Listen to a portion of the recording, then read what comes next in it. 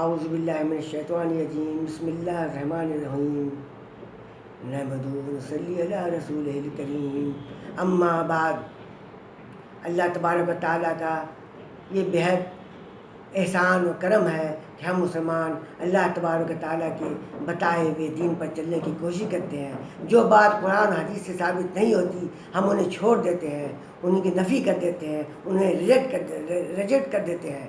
لیکن ہم اللہ تبارک و تعالیٰ کے ہم مسلمان اللہ تبارک و تعالیٰ کی رسی کو مضبوطی سے تھامے رکھنے کی کوشش کرتے ہیں، یعنی قرآن و حدیث۔ اللہ تبارک و تعالیٰ کی رسی ہے قرآن و صحیح احادیث، ہمیں قرآن اور صحیح احادیث پر چلنا ہے، اور جو باتیں قرآن حدیث ثابت نہیں ہوتی انہیں ہمیں چھوڑ دینا ہے۔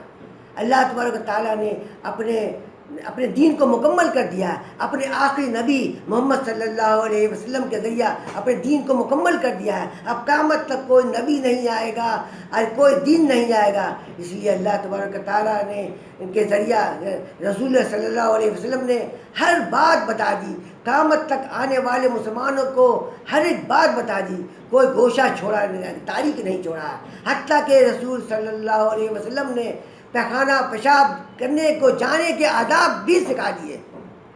تو ہم یہ کیسے ہو سکتا ہے کہ انہوں نے ہمیں جن چھڑانے کی، جن آسیب چھڑانے کی ترکیب نہیں بتائی؟ اب ہمارے بعض علماء جن چھڑانے کی ترکیب بتاتے ہیں۔ رسول صلی اللہ علیہ وسلم کے ذریعہ جن چھڑانے کی تمام احادیث ضعیف اور موضوع ہیں۔ ہمیں سوچنا چاہیے کہ رسول اللہ صلی اللہ علیہ وسلم نے جن چھڑانے کی ترکیب کیوں نہیں بتائی؟ بات یہ ہے کہ جن زدگی ہوتی ہی نہیں، چڑیل زدگی ہی ہی نہیں ہے، جن کسی کو نہیں پکڑتا۔ یہ تمام جن زدہ لوگ، چڑیل زدہ لوگ، آسیب زدہ لوگ دماغی مریض ہوتے ہیں، ان کا دماغ کے ماہر ڈاکٹروں سے علاج کرانا چاہیے۔ جن زدگی کا عقیدہ ایک باطل عقیدہ ہے۔ میں نے 25 سالہ تحقیق کے بعد، قرآن حدیث کے پڑھنے کی تحقیق کے بعد اور میڈیکل سائنس کی تحقیق کے بعد یہ نتیجہ اخذ کیا ہے کہ جن زدگی نام کی کوئی چیز دنیا میں نہیں ہے۔ یہ صرف واہمہ ہے، یہ ایک غلط فہمی ہے، یہ ایک میتھ ہے۔ پوزیشن آف جن از اے میتھ۔ اس سلسلے میں میں مختلف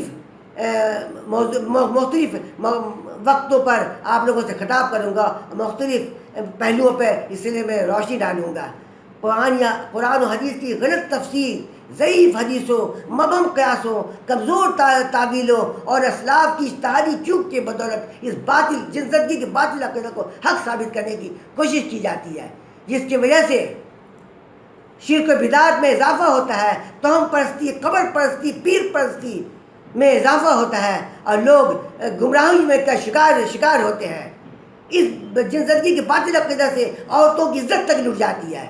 میں اس سلسلے میں آپ لوگوں سے مختلف موقع پہ خطاب کروں گا، آپ لوگ سنیں گے اور اس پر غور فکر کریں گے کہ میں کیا کہہ رہا ہوں۔ ابھی میں آپ لوگوں سے رخصت ہوتا ہوں۔ السلام علیکم ورحمۃ اللہ وبرکاتہ۔